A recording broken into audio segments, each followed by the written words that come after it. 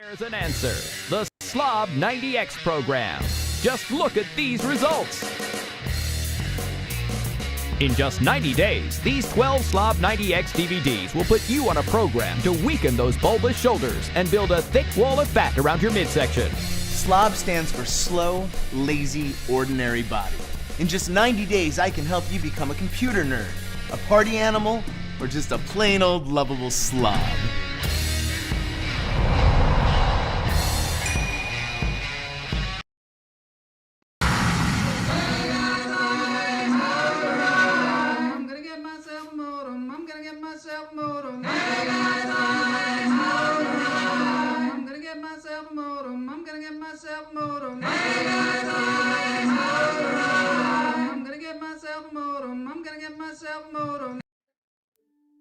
Hello and welcome to Lunch Therapy. This is your host, Joel Marshall. This is Interview Friday. I want to say thank you to all the hummingbirds out there, the Patreons. We've got a great collection of Patreons here. Howard Aronin, Mike Knox, Todd Lee, Camila Lopez, Liz Lopez, Robert Lopez. Today we've got a guest today. It's Interview Friday, so we've got James Adomian, one of the best comedians going right now. Jay Patterson, Pam Palmieri, Neil Phillip, thank you so much for your contributions. Todd Lee is here. He's, clowns. We have comedians today. We have clowns. We have one comedian today, two comedians. And Daniel Muchler, Mary Marks, Rebecca Henry, thank you so much for all you do for patronizing the show. And let's get into this thing.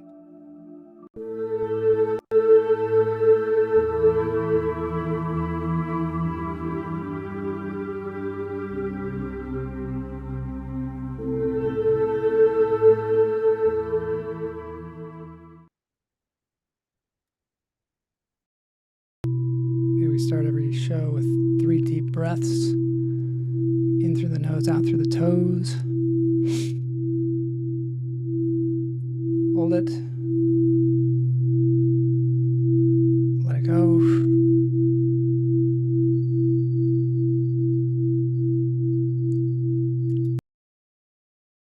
Vibrations behind me are Tibetan vibrations in this iteration. In through the nose, out through the toes. Hold it.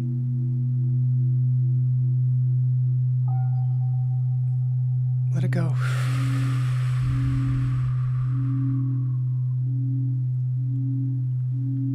One more, in through the nose, out through the toes.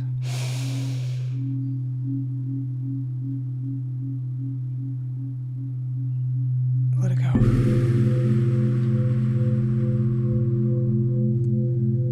Tibetan vibrations are there for you anytime you want. Perseus the cat is there. It's on YouTube. This is for your parasympathetic nervous system, which is good for me. I always find breathing to be good for life, kind of is life. Let's get into this interview. Okay, so James Adomian. He is one of the, like I said before, one of the best comedians going right now. I met him luckily through Chris Walsh, good friend of mine, good friend of his. He did the Laugh Therapy show in May and just blew everybody away. Hilarious. This was at the Visionarium restaurant in South Pasadena, and it was just a blast. He is an actor, an impressionist, a comedian. You've heard him on a lot of voiceover work. He was Bane in Harley Quinn. He's been in Bob's Burgers, BoJack Horseman, Krapopolis, Ren and Stimpy. Looney Tunes, many other cartoons and podcasts. He impersonated George W. Bush on Craig Ferguson. I'm sure a lot of you remember that. He was a top 10 finalist on Last Comic Standing. He's a regular on the Jimmy Kimmel Show, where he plays Mike Lindell, the My Pillow guy. And he also does Bernie Sanders. It's a ton of impressions, really great impressions. He did a comedy tour of Trump versus Bernie, #1 comedy album, and he eventually did that impression directly with Bernie Sanders. Hopefully we can show a clip from that. He also does Vincent Price, Louis Black, Orson Welles, Jesse Ventura, Paul Giamatti, Michael Caine, Philip Seymour Hoffman, Sam Elliott, all kinds of people. David Attenborough. His special, The Path of Most Resistance, is available on YouTube. I highly recommend it. One of the best hours that you will spend listening to comedy, watching comedy. He's very animated, a lot of act outs. I think you'll just love it. Let's get into the show with James Adomian. Before that, wow, this person is amazing. Absolutely. This is incredible. With so many impressions, when does he have time to be himself? That's a good question, Todd. We're going to have to ask him that. We're going to have to ask him, is he always doing an impression? I don't know.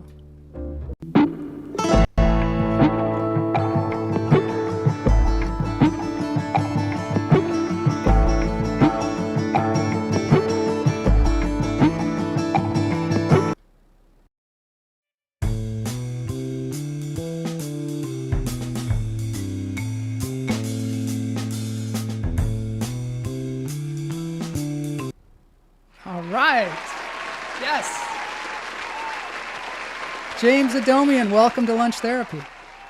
Hi, Joel. How are you? I'm doing great. How are you doing? I'm good. Glad to be here. Oh, yeah. That was so great when you were on that show of ours, Laugh Therapy. Just really blew me away. That was a fun time. That was a real fun time. South Pasadena came through. Yeah. I noticed when, at the beginning of your set, you said some things about South Pasadena. Do you always do that when you're on the road, when you go to different places? Do you always say something about the location? I not always, but I like to. Yeah. You know, I really like to start local, either, you know, making fun of the room itself or, you know, the city or the neighborhood that the show is in. And I grew up in LA, so it's fun for me, you know, to... you know, how do I say this? Reconnect with what I know about different neighborhoods, you know. Yeah. I'm not always in South Pasadena, so that I get to rattle off everything I know about how the South Pasadena came together and stopped the 710 freeway when I was a kid, you know. Yeah. So when you're on the road, do you do a lot of road gigs where you're out there in all kinds of different places? I have been. Yeah. Things are rough right now, but I have toured for years, yes, and I'm lucky that I've been all over the country and to several other countries doing comedy and almost always having it work to some degree. Yeah. How did you get into comedy? I know you grew up here. Well, you were born in Atlanta, right? But you moved when you were like 10 or something? I moved to Atlanta as a little kid. I was a baby in Omaha, moved to Atlanta, grew up there, and then I moved here when I was almost 10 years old. Oh my God. Does that color your work, having grown up in Los Angeles in the entertainment industry and being involved in that the whole time? My family was not in showbiz, but I think it was a lucky place to start. It's hard in some ways to start comedy in LA because you're on a lineup with amazing people. Yeah. But also you're, you know, as soon as you're an adult or even, you know, a grown teenager, you can go to shows. I mean, I think not counting theater, the first time I saw a comedy show was at the Groundlings, and I was probably 16 or something. Wow. And that was back when Jennifer Coolidge was on the main stage, and it was very funny. I recall seeing that and going, "Oh, this is one of the things I want to do. Um, so the being close to showbiz, being 30 minutes away from when nowadays it's probably an hour with the Yeah, the and I don't travel. drive anymore, but being 30 minutes away from where things were happening was probably a nice boost early on. Everybody thinks you're drinking Bacardi 151, Breakfast of Champions. Of course he is. Of course he is. We both are. Did you study theater in school? Uh, yes. I was in all the plays as soon as I could. Like in junior high school, I was in plays and I wrote a couple plays as a kid, and in high school, I did a lot of the plays. Um, I think every year in high school, I did some play and or multiple, and I always leaned towards comedy. Mhm. I did, a few Shakespeare plays in college, but I always leaned towards the comedy. It was my favorite thing. And in college, yes, I did. Part of the time, I majored What was your in other major? theater. Economics? Yes, What was yes, that all you've about? done Like, your research. yeah, are you like an economics person? Because I notice in your comedy, you have this whole bit about the $1 trillion coin, which is hilarious, by the way. But A it's like fun, that's some high level shit. Like I don't know, I don't quite understand it, but it's you a seem fun to. payoff to my self-designed double major that I ended up failing out of in college, Exactly. theater and economics. That the $1 trillion coin stand-up bit. Yes, Yes. I I, should submit that to the you professors. should. Maybe you can get your degree, like uh, get an honorary degree. The thing is, you dropped out of college basically. Did you decide, hey, I can get a better education at UCB and the groundlings and No, that I kind of didn't. thing? I didn't drop out. I went the full distance and just didn't graduate. No, you didn't graduate. I went 4 years and I owe them 9 credits still at Whittier Oh my College. gosh. I got way too involved in a bunch of extracurricular stuff in my senior year. I did my senior project, which was great. It was a play I wrote. Mhm. And it was very funny and it pulled off the production and everything, but like I put everything into that. Yeah, And so there were these other classes that I didn't end up passing. yeah. And I also did what? I did like three of the four plays that the theater department put on Uh-huh. that year. Yeah. Should not have done three of the four plays. And I worked on the newspaper and there was like other shit I was doing too. I So noticed they're claiming you as an alumni, so I think you ought to go for that. Somewhere they out there on the web made they that are. mistake in their So I think you get a for years on degree. their website. I hereby bequeath you with a degree from Whittier Thank you. College. Yes. I have a lot of pull around here. Now, actually, it's really smart to major in economics and theater. I think everybody who majors in theater should major in business or economics because it's difficult to make a living in It this is. business. Did I you? didn't I Yeah. didn't teach myself any of that part of it though. I was basically interested at the time in macroeconomics and different theories about it. Yeah. And I'm glad I scratched that itch because now I don't have much time for it. But I studied a lot of philosophy in college too. So I think it was a great time and I met a bunch of great people and it's good to know a bunch of stuff. It is, If especially in comedy. That's one thing I love about your comedy is it's so unique to you. Like nobody can do your bits because it's what you're interested in. Well, you have to be able to babble about something for between 10 and 120 minutes, Yeah. depending on the show. Yeah. So it's good to know a bunch of stuff that might otherwise not be useful to you. Yeah. Yeah.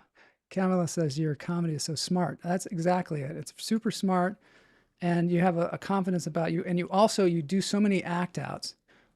Did you go straight to doing stand-up comedy or did you do sketch comedy first or how did it No, work? I did not. In the early days, I studied improv at the Groundlings in the Yeah. classes there, and then I got into doing improv and sketch comedy and sort of these underground cabaret shows around town when I was a young adult. And I started stand up when I was 23, and then or was I 22? 23. I started stand up along with improv and sketch comedy and other stuff, but I stopped doing it because uh, I got more attention and more of my friends were doing other kinds of comedy. So I sort of went in that direction. And then I swung back into stand up after like not doing it for 5 years. I think it's a In my really later good 20s. journey though, because you bring all that character work to stand up and it just makes it so much more fun. A lot of my stand up bits would work as a sketch Yeah. or a short film or like a short play or something, and I'll play multiple characters. Some of them, I realize there's a limit to how many characters you could pull off in a Mhm. bit on stage, and I don't know what the exact number is, but in the $1 trillion coin bit I play the two guys Yeah. and the Federal Reserve chairman at the end of the Yeah. bit, And you have all talking to each other. sort of an old school filmmaking approach to it too. The characters in there are like Laurel and Hardy or you Yeah, know, careful. Watch out, it's $1 trillion, you moron. were you into like 50s and 40s movies or something like that? Because you seem to be really like knowledgeable about Yes, it I would and say into that. particularly like the 30s and 40s. I loved as a child. That's the classic period of animation, the 1940s, in my Yeah. opinion. On one level, Disney, on another level, Warner Brothers. I'm a huge fan of Tex Avery. Mhm. Um, I can't reach it. I have my Tex Avery Blu-ray over there. Oh wow. Love Tex Avery. He was at a bunch of different networks.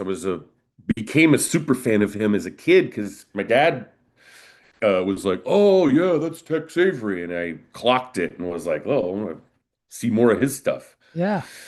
I Um, want to play a clip from your Elon Musk oh yeah, because it's so this was at South by Southwest. Was Elon Musk destroys democracy or LOL is that the title? Something yes, like that. And it was something like that. something like that. And then I want to hear a little bit about how this thing happened. This is great.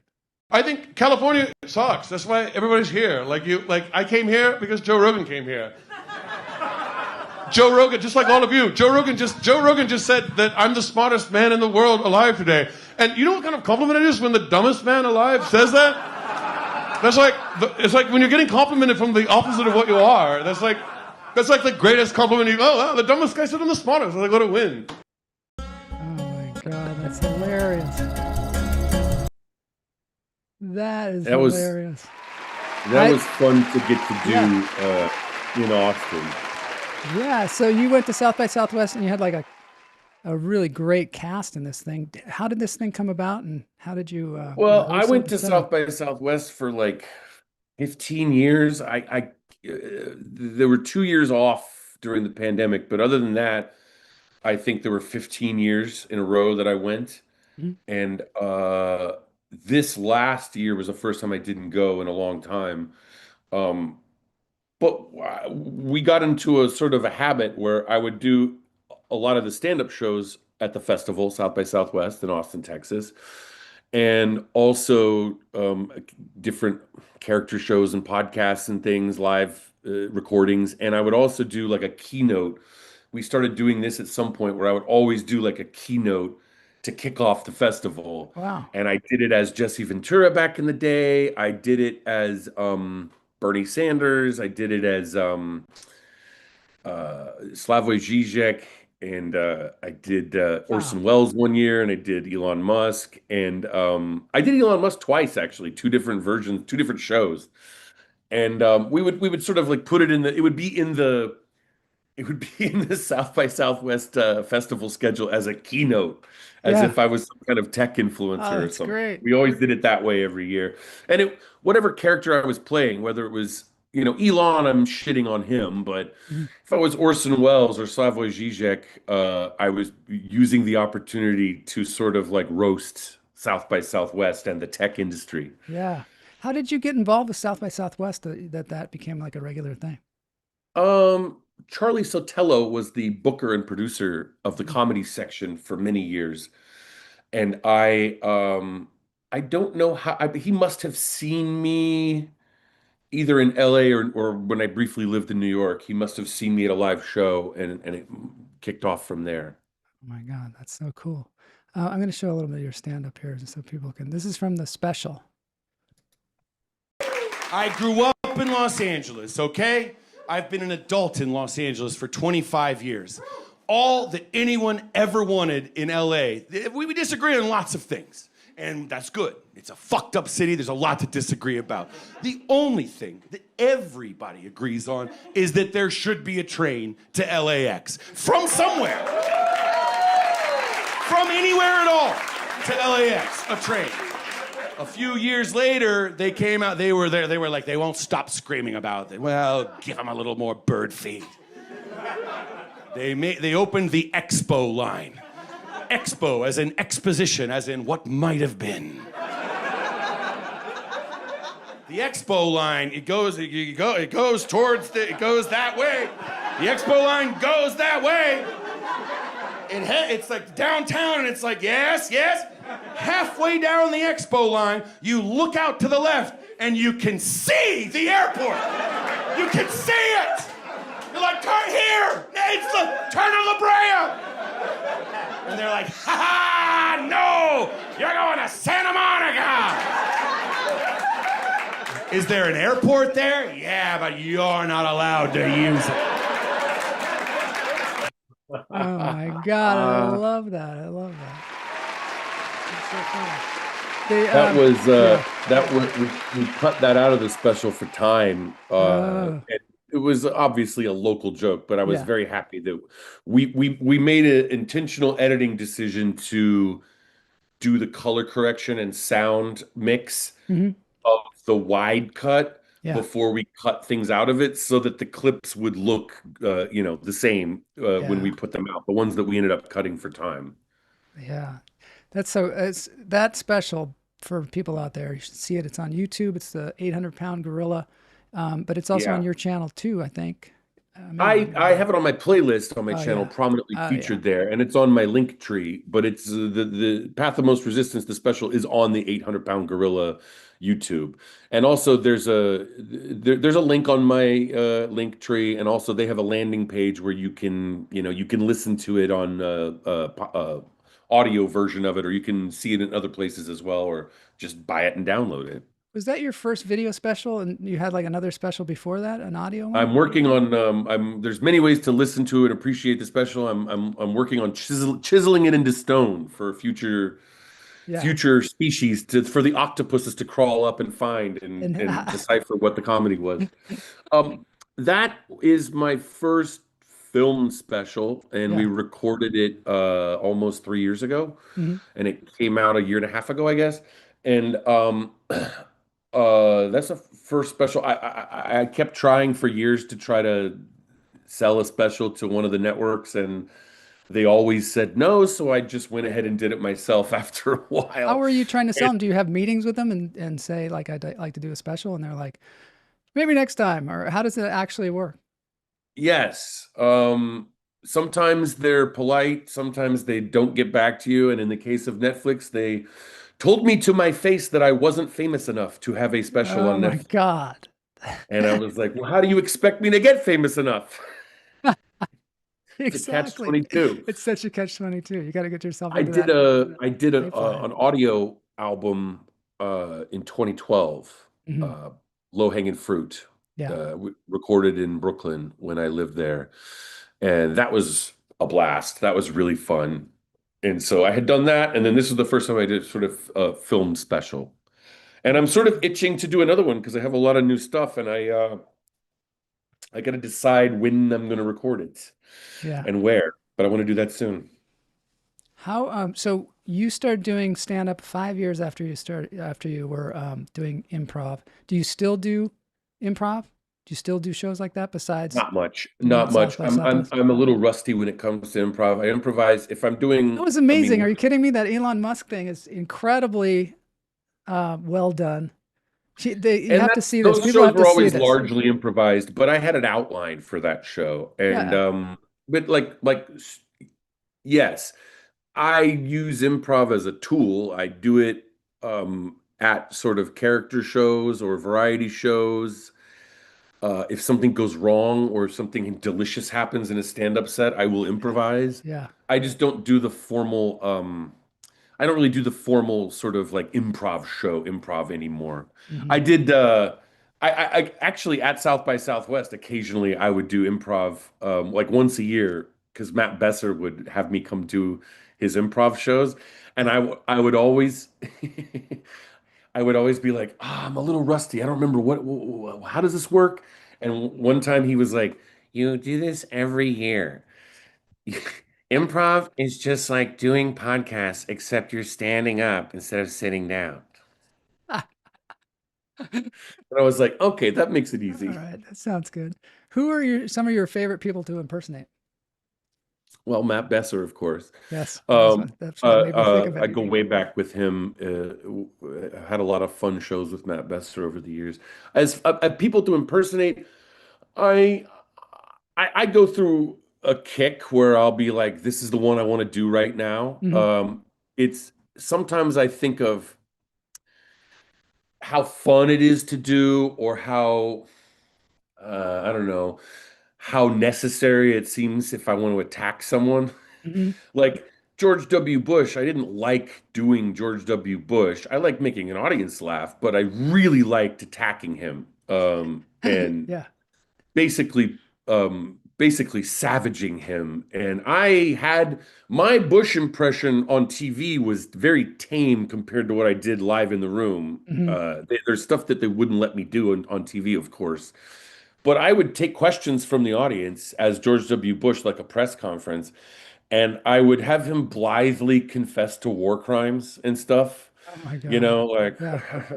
I think, uh, I think they're not alive no more. And Yeah. sometimes that would make an audience feel like a little sickened, but also it was cathartic Yeah. because he was killing a lot of people at the Yeah. time, and so and somebody would ask a pointed question of George Bush, and I'd be like, I'm going to send some people around to answer that question at your home later tonight.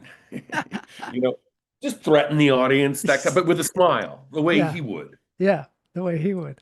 I'm gonna And play. then, but Oh, the go ahead. problem is when you play a bad guy, it wears on you Yeah. because, like, for a while that was the main part of my career. That was the bulk of my career was playing a guy I hated. Hmm.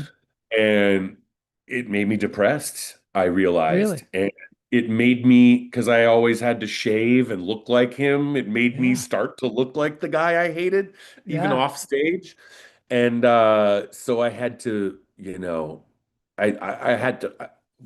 Part of the fun was I started doing stand up again after towards the very end of his term when I got tired of doing it all the time. I was like, I need to be myself for a minute. Yeah. And I need to be introduced on stage with my own name and talk with my own voice. Oh yeah. Is that like a And trap where you get stuck doing like a character all the time? I'm sure. not like Jonathan Winters. Yeah. Like Jonathan Winters. Infamously, I don't know if it was a bit or Did he if get that was stuck true doing that he something? got stuck in character or Really? something. Oh, I don't. Maybe it's an urban legend. I don't know, but I see what nothing you like mean. that. You mean he went I, so I deep that he became the character that he got maybe stuck in, that's and that was maybe that's Jonathan it. Winters. That was him. That's what they say. But That's I funny. mean, I don't think of doing impressions. I don't do it like a to the level of a mental illness or Yeah. a impersonation crime. Uh, I'm never trying to like run someone's credit card under a Yeah. different persona or whatever. Yeah. Um, How do you uh, get it's a game. into It's a game. how do you get into the character? Have you always done this since you were a little kid or something that developed? Yes. And Yes. When I was how a do kid, you Oh, go ahead. I Yeah, when used you were to a kid. just sort of echo funny voices on TV, like the announcer for an infomercial. I remember, Oh my you God, I know. love that bit that you do about the sports announcers and the Oh way they yes, talk. you've heard that, yeah. Yeah, that's so good. 'Cause Because I think as a kid, even I realized that like you would see a newscaster, the news tonight from Washington, and I could do even as a little kid like a pretty good impression of a lot of adults, and because there was something so funny to me as a child that news broadcasters had a fake accent that no one in real life had. so true. And so I've always thought that was, and now, I know they go to broadcasting school and it's to be able to be heard on a device Uh-huh. over the airwaves and so forth. And in the old days, I think the reason that they talked like that was so they could be, because the Yeah. speakers weren't very good on radio, so You they had think to have so? it sort of You get it think up that's here. why they did that? I believe They so. didn't I believe. actually talk that way in life because they talk that way in the movies too. Sweetheart. Yeah, I think it was to register on a more primitive models of microphones and So you to don't be think people actually in talked like older that? versions of speakers. That What was wasn't that? the way people talked back then. It was just the way actors talked. Yeah, I mean, there is some degree of old-timey actual accents from spoken language that go extinct over time. And a lot of that is from people consuming on the consumption side, watching the same TV shows and movies that they lose their regional accents. Mm-hmm. But there is also on top of that an affected falseness in the old time classic Hollywood Yeah. period that I love, I love, I love. I really love it. And I I love it love too. I love that period of time. It's fun. A lot of my special lives in the 1940s, you might notice. Yeah, I noticed that. It's really, but that's what's great about it is you embody these characters in such a way that it doesn't matter if people even understand the reference. It's just funny in itself. I think I that's found important. myself really like laughing. Like I was watching one of your specials like in the middle of the night last night, and I found myself really like laughing, like and that kind of deep laugh that's like that's ridiculous. That's good. It's I fun. learned that from watching my friends who are comedians, As a side note, it's one of the greatest perks of comedy is getting to see the funniest people in the world. Yeah, yeah, And you get a ticket to see a great show all the time. All you got to do is a 10-minute set, and then you get to see Mark Maron or it's Eddie so Pepitone or true. whatever. And some people are Um, put off by that, but other people are like, oh, I could do that. I could use that in my act. Not their material, but like that kind of approach to it. You know what I an mean? That's what I approach, felt yeah, like watching you're you. not I felt supposed to like, steal someone's but I idea, felt sort but of inspired by the way you were so willing to act out things and so willing to just commit that it made me I go, Marshall, you got to step up your game. That's what I felt. whatever is fun. Yeah. I don't know if you know Drew Jogi, a friend of mine, Yeah.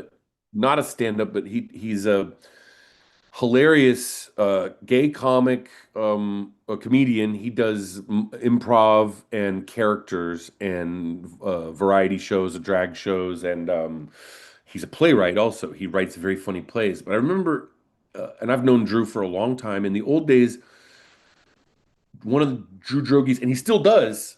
He does this impression of Chloe Sevigny. Yes. And when I first started seeing him do Chloe Sevigny, Yeah. I didn't know who she was. Yeah. I vaguely gathered that it was an impression of a real celebrity and that he wasn't making up a character. Yeah. But also, I was dying laughing. It was funny whether you knew who she was or That's not. the thing. I saw the audience and I was like, wait a minute. I bet like 1/3 of the audience is as dumb as I am and doesn't know who Chloe Sevigny is, but he's still crushing. And Yeah. that means a lot. That meant a lot to me that you can be funny with some reference that people don't know. Yeah. I got to play this. Or that half the audience doesn't know, but they love it anyway because it's funny on its own terms. I got to play this so that people can understand the depth and breadth of your impersonations. This is a Louis C.K. impression from a while ago. Yeah. And then finally, this is Louis C.K. and I don't even have a scenario. I'm just a piece of shit, and I'm white, and I'm fat, and I'm a white, fat piece of shit. Like a pizza that was just shit through a fucking asshole.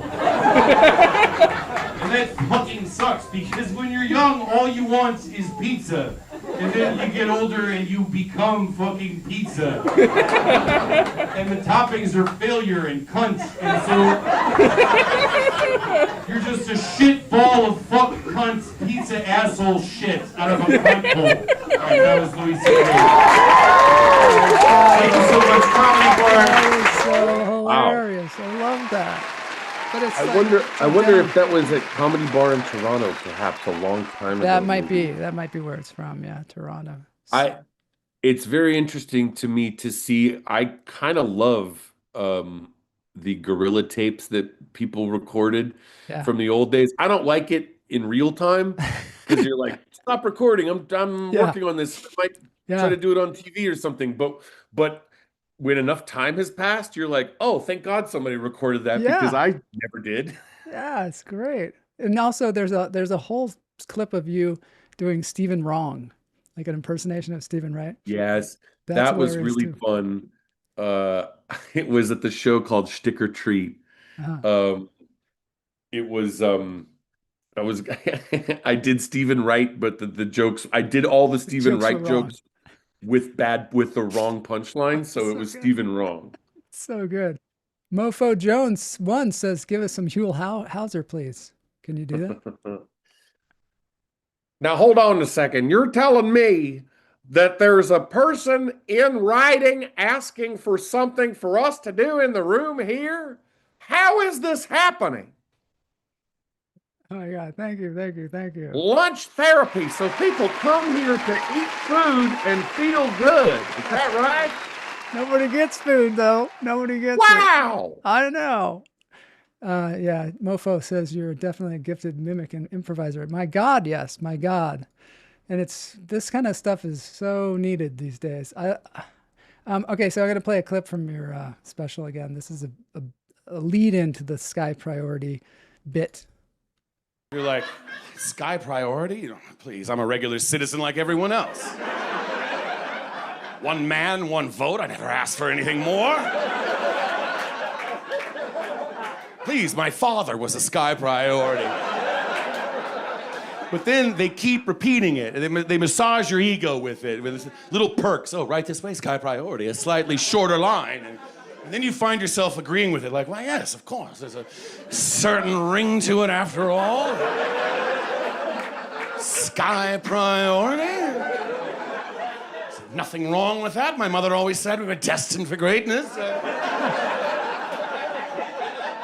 Sky Priority. I think I deserve a separately stanchioned entrance once in a while. Excuse me, are you staring at me? I'm going to move my bag over here. You can look in your own direction. I'm a Sky Priority, thank you. That I love how you bring in your kind of politics or your point of view into things without it being like any kind of a lecture about politics. You know what I mean? Like just the idea of like, well, one man, one vote. I don't believe in that, and then the contradiction. Sure, yeah, and then the elitism of a elitism. marketing program, and that is an example of, and I try to do this. I learned it from watching it, great comics, and I remember studying the classics and seeing it and learning about Aristophanes. Do I have him up there? Aristophanes, my favorite playwright, the ancient Greek playwright. Yeah. And when you say that, it sounds to some people like, oh, what are you, some kind of academic? That's the opposite. Yeah. Aristophanes is I've only read translations, very readable, very funny. It's like reading a screenplay of a Mel Brooks movie. Really? He has hard jokes that still work thousands of years later. Wow. Because of how funny they are. And he was known for the theatrical concept of bathos, which is like, filthy humor, instead of like a high thought, like a low thought. Yeah. And what he was great at, a master, never been equaled since, was bringing up a heavy topic and then discussing it in the dumbest way possible. Bringing up a very smart idea and then playing with it in a very stupid way. I love doing that. And I'm just trying to learn from the greats. Eddie Pepitone does that. Really? Eddie Pepitone will bring up something dark, scary, awful about the system, the broken systems that we have in our world. Yeah. And then he will play this variations of dumb games with these very important heavy issues, and it is a delight. It is a delight to be in the audience for that, and it's really fun to play the game on stage too. Okay, I'm gonna play. This is the one about you being a closeted football player. Oh yeah. This is fun. All right. You should try it sometime if you have eligibility. I was actually a center. That was the position I played. And center is the perfect position for a gay kid on the football team. Because you're the one bent over and you're hiking the ball through your legs to the quarterback, the hottest guy in the known universe. And that's your job. And you're just like, I'm ready whenever you are, Patrick. That's obviously not my radio voice, but that's still my inner closeted voice that I carry with me. Outwardly, it was more like, all right, dudes, let's show this other Christian team which side Jesus wants to kick ass. And I know what you want to do, Patrick. I don't even need a snap count because I can feel the energy in your fingers. And you want the ball now. And now I'm gonna keep all the other boys away from you. You're mine. I was good at football. That's how you play that sport. Wow. So good. Ooh. And then I think that right after that, there's the tag where I say I was also a wrestler. And nowadays, I just take wrestling to its logical conclusion. I love the way have you always just been completely yourself on stage? Like, and do you not pull any punches? Like, or do you closeted if you go to the South or something like that? Or how does it work with you? No, I don't go closeted. If Kind of I'm in strange question, but character, I if I wonder. play a character, it's not me. Yeah. But I also think that there's a stage persona. Sometimes I think there's a stage persona that you're Mhm. playing when you're on stage doing a show Yeah. that's like you, or it's like adjacent to you. Yeah. And then other times I think that we're always on stage, even when we're not, even when we're feeling introverted, Mhm. that the entire existence is performance. And whether you have an audience or not, it's all about what kind of show you're putting on. I'm not sure which one I believe, Yeah. but Yeah. Do you ever do that where you have a show and you're like, I don't feel like talking to a bunch of people for half an hour, whatever it is? Do you ever feel that way before the show or oh, sure. yeah. There's many shows that have turned out to be good shows where I'm like, wow, that was a fun show. Where 2 hours before I was like, God, I wish I didn't have a show tonight. Yeah, yeah. How do you work material? Yeah, how do you work material? I write on stage. I have I take notes if something funny happens to me. Mhm. I have notes of different categories. I have notes for like possible stand-up jokes, possible sketches, possible characters to do on a podcast or movie ideas, TV ideas, whatever. I have different categories of like lists of things. And do a show, when I do a show and it feels like a show where I might be able to experiment a little bit, I'll look and see what my recent ideas were and see if I want to try some of them. Mhm. And then I write an outline. I write a small outline of like jokes, and I rewrite it almost every time I perform stand up. I have one here. No, that's blank. Like this. I just have little Yes. note cards Really? and I rewrite them. I saw Um, you at our show. You were in the back of the room with all your different notes, working on it just before you went up there. yeah, and Is that a good basically, time to work on jokes just before you're going on stage? I mean, I think yes, it I is. rewrite I look at the previous couple of shows I did and I Mhm. sort of transcribe the set list and write it out again.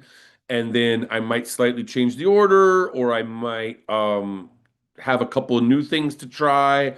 And then there's the difference of, am I doing an hour or am I doing 10 minutes? I Mhm. can't squeeze the same amount of stuff in. So if I'm doing an hour, I'll show up early the first night and try to be there before any other distractions happen in the room, and I'll just be in the dressing room and I'll try to look at what my recent jokes have been in the last a couple of months and sort of write out a set list of what I want to do with some possibilities that I'm not sure about. So I don't have the jokes written out, but I have like it's like a set list of Hmm. that I can either follow or go off of if I feel like it. Do you ever write the jokes out, or does that mess you up? I prefer not to. Hmm. I have had to write jokes out for TV when they have to approve something, but I Yeah. really don't like it. Um, I like to, because then the TV wants to change your joke and remove the swear words or Yeah. cut something for time or have you be less political or whatever. And I hate that. Yeah. So the late night sets, that didn't do a lot of them, but I did a couple of them. And I never liked that because it messes with the way I've memorized it. Hmm. Hmm. Um, And also, and maybe you come at it in a certain way when you're not thinking about where the words go and, in the Yes, and sentence. it keeps it new. It keeps it Yeah. new because a lot of my jokes slightly evolve over time, where there's like a version of it, and then if it's a joke that works and I'm doing it on the road, Hmm. I might do it for a couple years, Yeah. and it absolutely evolves because I remember it slightly differently every time I do it. Do you have any kind of master filing cabinet of all your jokes? You have a lot of jokes that you've written, a lot of sets. I do. I have a couple of shoe boxes. Yeah. I don't. It's not like the famous Joan Rivers Yeah. Right. uh, Filing cabinet, library card library Dewey cards. Yeah. Decimal System, Yeah. where I think she had Little note cards and a whole thing. organized by topic, Yeah. and they It's were the great. jokes as written. I have just set lists. I have Mhm. set lists going back decades. Of like what jokes I was going to do or try to do. But then, once you're on stage, you can only glance down at something like Yeah. this. Yeah. Because I'm also aware constantly of like putting on a show. Yeah. So if I'm sitting here reading, Yeah. it's bad for the stage. So really, I just kind of like try to get a laugh and then glance down at it, while I I sip my was water. amazed at you and a lot of the other performers in that show, how you used your notes, because I've done shows where people use notes and it's super distracting. I've even had patrons complain. They were like, "Well, it seemed like they were just reading their notes," but not you guys, not that lineup that we had that night, because everybody had notes, and they were clearly working on stuff. But it was the way you were referring to it was just so natural, and Yeah, I think it's okay to glance at something, but you're putting on a show, yeah, and you are being watched by so many people, even if it's a small show, yeah, even if it's like a very small show on a Wednesday night and there's only 10 people in the audience. mhm, That's a lot of attention, a lot of people thinking at the same time, yeah, and they're listening to you and they're watching you. And I think, my friend John Roy um, pointed out, he's a great comic and a great comedy writer. And we've written a bunch of stuff together over the years, like sketches and internet projects and stuff. But he writes about comedy for Vulture. mm, And at one point, I forget which essay this was, he mentioned, and we had talked about this conversationally too. John Roy mentioned how a comp the most important time, the most crucial time of a comedy performance is the minute before you go on and the first minute you're on stage, because you are processing so much. Before you go on, you're listening. What does the audience sound like? You're noticing what is the lighting, what is the room, is the sound good or bad in the room? Makes a huge difference. How loud am I gonna have to be? Am I gonna be able to? Is this an audience that wants to go with me at a fast pace? Or am I gonna have to slow down to communicate to them or win them over or whatever? And then once you get on stage, that first minute, you are simultaneously putting on a show, entertaining everyone, and also clocking so much shit that you can't see from backstage. Now that you're on stage, you're going like, all right, how deep is the room? Okay, Is the light, sometimes you're like, oh, you don't notice until you're there. You're like, oh, the light's really bright. Yeah. I can't see anything. Yeah. Or sometimes you're like, oh, it's a dim light, so I can kind of see a little bit around the room or whatever. And you're clocking like how the sound is, how the audience is from that perspective while you're doing the show. And then after that first minute, you kind of settle in and you have figured out what you're going to do, whether it's going to work or not.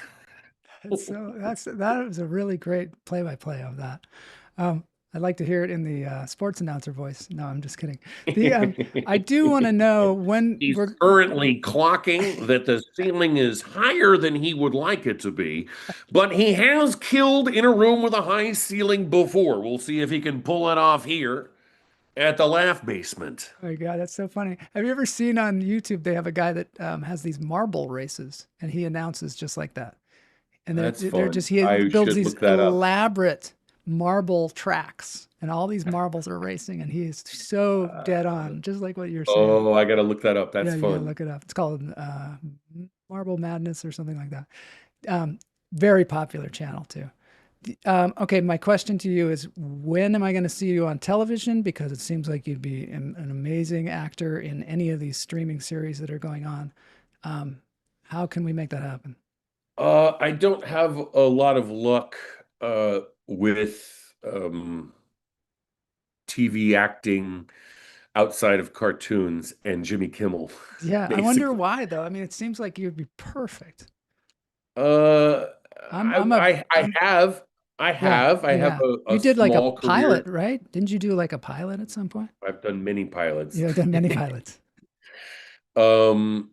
It's a tough time in the industry right now, and there's Yeah. not much happening. Yeah. And I'm available. I'll put it that way. I am Excellent. available, and I audition for a lot of stuff, Yeah. and occasionally come very close to getting it. But most of my career is guest star. On camera, I'm sort of a go-to guest star, Yeah. where I'm in one episode, maybe two episodes of something over the Mhm. years. But the vast majority of my career is cartoons because, Yeah. you know, on camera, doing an audition, you are limited. People judge you and they go, oh, he's glasses, he's a nerd. Oh Oh, yeah. he's gray hair, he's over 40. Yeah. Oh, he's gay. Okay, that reduces the parts he can play by 90%. And in cartoons, none of that applies. You can play the planet Saturn. You can That's play true. a meadow of grass. Yeah. You can play all kinds of things that are nothing like you. You get to be more of a shapeshifter. And you have an incredible range and incredible facility with your voice, so that must be a huge asset for that. I'm lucky. Yes. Yeah. It's there is an element of being able to imitate something with your voice, or even if you're not imitating something, make up a character Mhm. that's an interesting voice that's different than yours. Like, in cartoons a lot, you'll be like, okay, what if he's one of these guys? What if he sounds like this kind of guy? You're not doing an impression of somebody, but you're doing like a kind of a guy. Yeah. Or I love not always, but sometimes when a cartoon has a picture of what the character looks like Mhm. and they can show me in the booth, I love it because then sometimes the voice just comes to me immediately. Yeah. And I go, oh, that's what he sounds like. Do you try not to think about it? Do you really try to go with your instinct on that? As soon as I have an idea that I like a lot, I go with it. And sometimes the director pipes up and is like, actually, you like that, but I don't. Do you ever get called back in for something that you haven't done in years and you have to like nail it exactly the same? Yes, but the lucky thing about doing cartoon voiceovers is they will play you a reference of how you sounded in a previous episode or something, so you can hear how it sounded and then try to hit it again. Do you go into the studio or do you do it from home now? Mostly in the studio, Yeah. but sometimes at home. During the pandemic, those of us who did cartoon voiceovers were relatively lucky because that was one of the few things that was still in production. Yeah. Because we could record at home. It's not as good. I'm not a great producer. I'm not It's a great hard. sound technician Yeah. or technical producer, Mhm. but I'm able to do it if someone's telling me how to, you know. Yeah. How to Like set it today, all up. for example, I Yeah. couldn't get the microphone to work. Oh, Case wow. in point. Oh my God. Okay, we ran out of time, unfortunately, but this has been a really fantastic conversation. It was great to talk to you, Joel. I Thank appreciate you. you having you on the show. At the end of the show, we do a little thing where we play a cover song of something that we all know, and it's my way to get around copyright protection, basically, and Sure. also showcase like a great band. This is a really good one too, and they're doing Hole, their song "Celebrity Skin." Um, where can people find out about your shows? Your link tree, is that the best place to go? Linktree has a lot of stuff. I've got show listings there for the out of town shows on the road, and it's got a sort of collection of recent videos that people liked and stuff, and links Yeah. to other stuff. If you're on Blue Sky, I use Blue Sky, jadomian.bsky.social. Cool. I'm also on Threads and Instagram. Unfortunately, under protest, I still am pretty active on Instagram Yeah, at it seems like Jadomian, seems to be Jadomian. okay. I'm gonna put And all those links in the show notes. I think I might have already done it, but I I'll get there. try to post about my local LA shows in my Instagram stories, or, Okay. for example, or on Blue Sky if it's a big show or something. And if we're on the road, I try to post about it everywhere, which means the algorithm hides it from anyone who would be interested. By the way, people have to check out your Bernie Sanders talking to Bernie Sanders.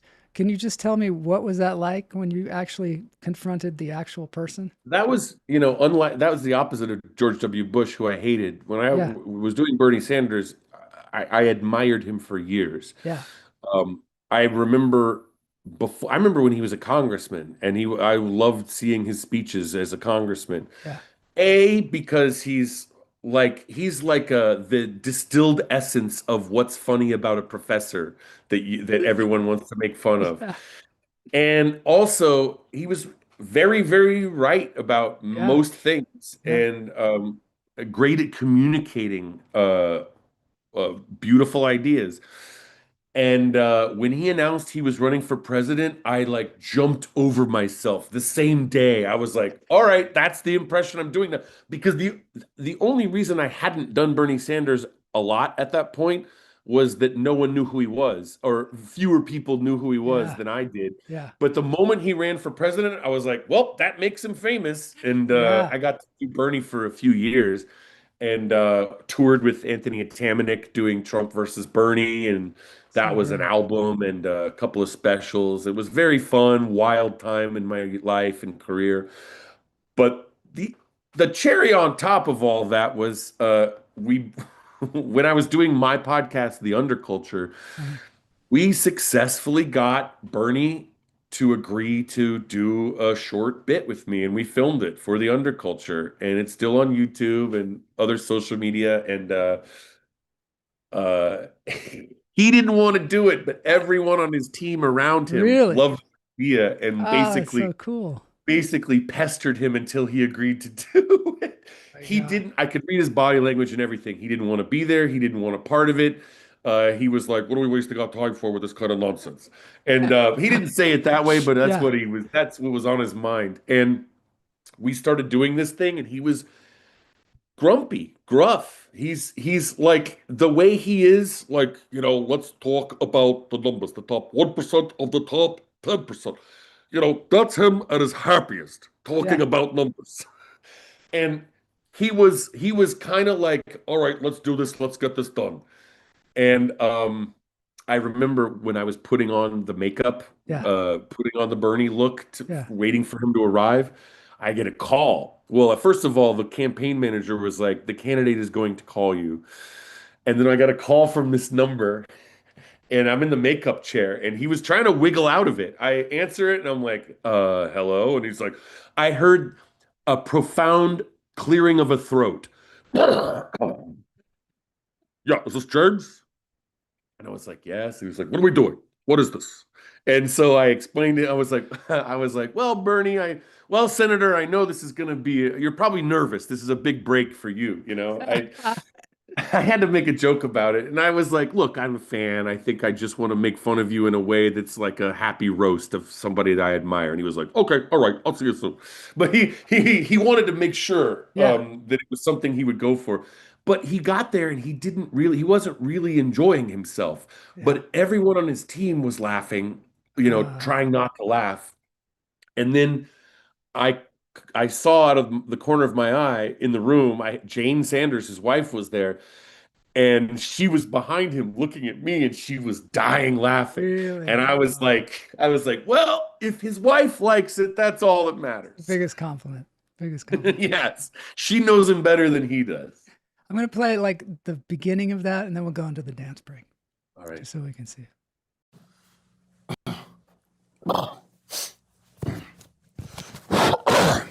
Your legs are not showing, are they? This is not... oh, good. Long socks. Very good. Oh, good. Oh my God. Here I am. All right. You never know when the weather could turn. We're from Vermont. Yes. Hi, how you doing?